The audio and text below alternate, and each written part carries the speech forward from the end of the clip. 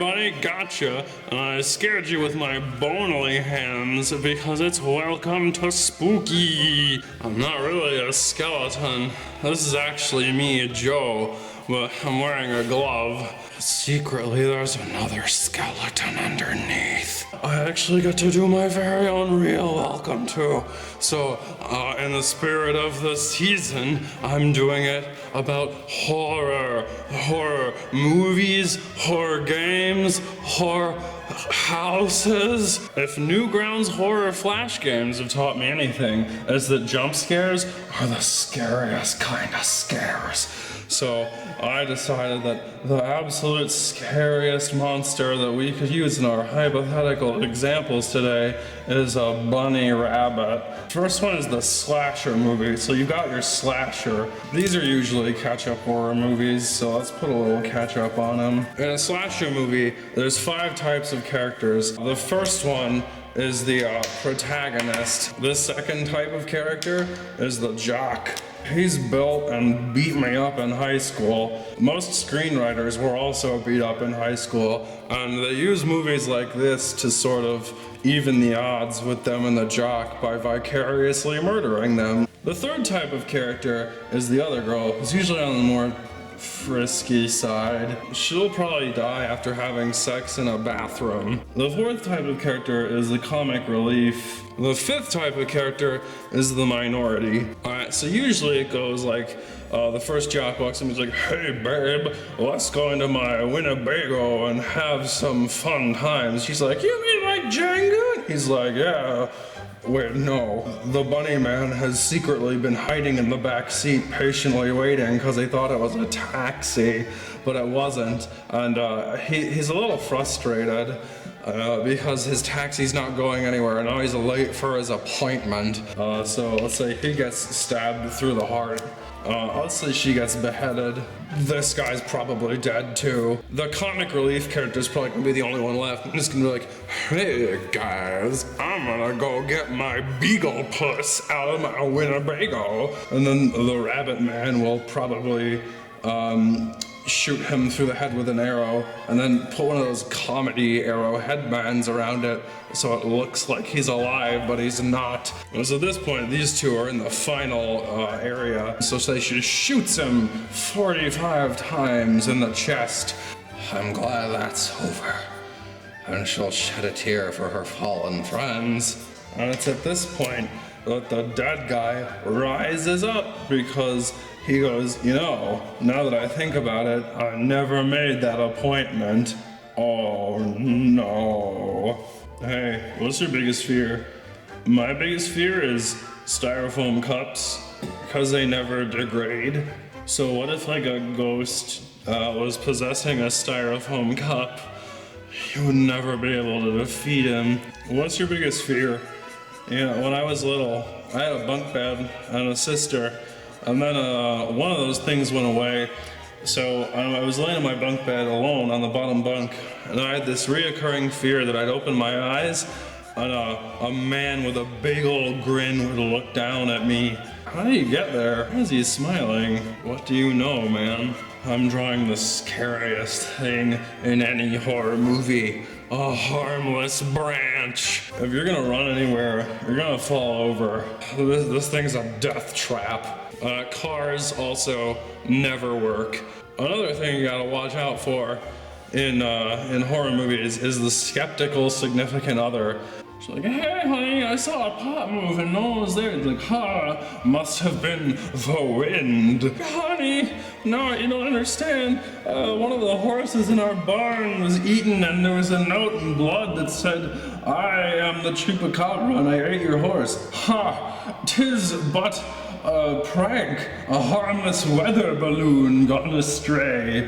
Honey, the ghost is literally right in front of you. You're playing a fun game of backgammon with him.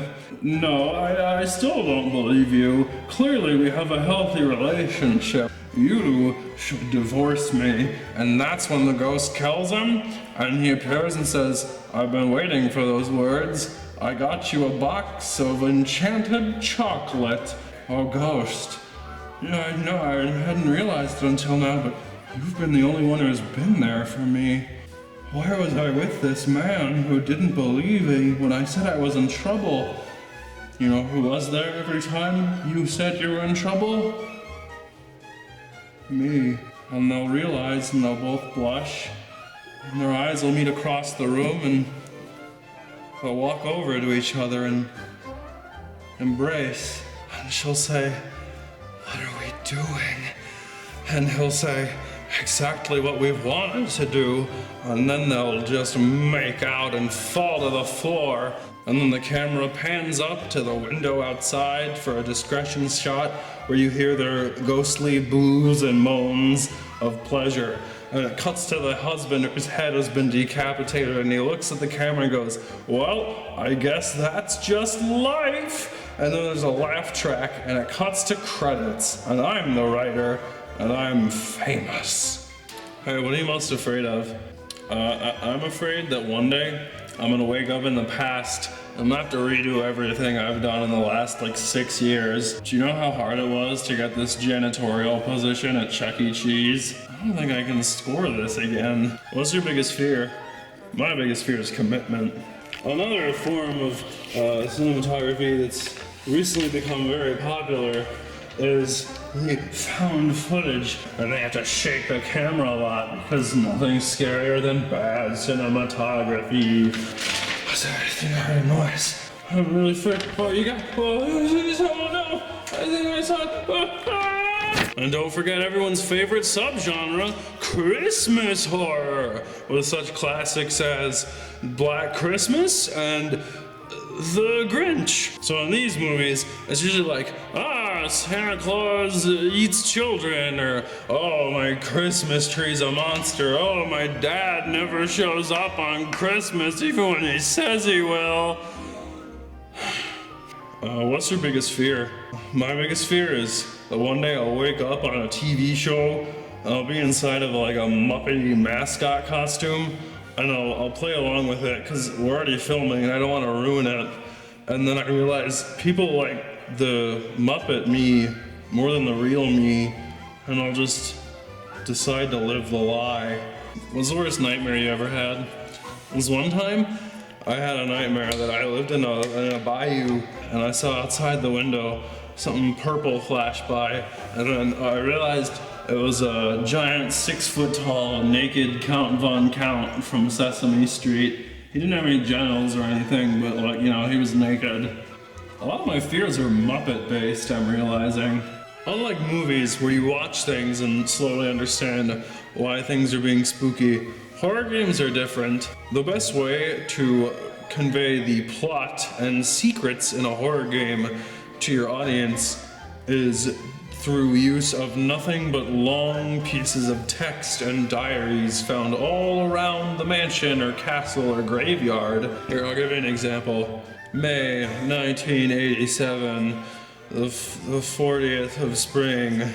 Dear diary, I had that dream again where my daughter is a goblin. I think that mad scientist I hired to be my gardener is doing strange experiments in the family graveyard. I've heard weird noises at night in this location, but I haven't gone to check it out. Oh well. May 1984, more noises from the graveyard. Luckily, I'm a dope and haven't gone to check it out yet. So I sent my husband. He's gone. Dear diary, May 1942. Today, I've heard nothing but scratches, so I went out there, and it turns out the mad scientist was a zombie, and now so am I. Ah! Also, I have a crush on the neighbor boy, even though I'm married. Scandalous. The real horror is the chains of marriage. So horror games are mostly reading. Strangely, horror literature is actually very little reading. The trick to writing good horror literature is not telling anybody why it's scary, and they just have to assume it is. You just vaguely imply something like there's a noise in the basement, and they mention it every chapter, and there'll be a reoccurring motif, like a tentacle or a bucket. or a moan that sounds like my mom. And then the last chapter will be something along the lines of, it was time I went into the basement. And like, maybe there was nothing in the basement, but you don't know. You just gotta assume there was. The trick to being scary is to leave everything to the imagination. That's why the best horror movie ever, which I'm currently directing, is going to be nothing but a black screen for 3 hours and one sound effect. Hey, what was your biggest fear? I used to be really afraid of people sneezing in movies. It made me feel funny. And then later I realized it was just a fetish. What's your biggest fear? My biggest fear is disappointing everyone I've ever loved. No good horror movie is complete without a twist ending. Some of my favorites are the detective was the murderer, a dead guy was the murderer, or my personal favorite, they were a ghost all along. I actually have something to tell you guys. I've actually been dead for 40 years! I'm a bone man, and I wanted to make this video so bad it kept me from dying. And now I can finally move on. Ooh!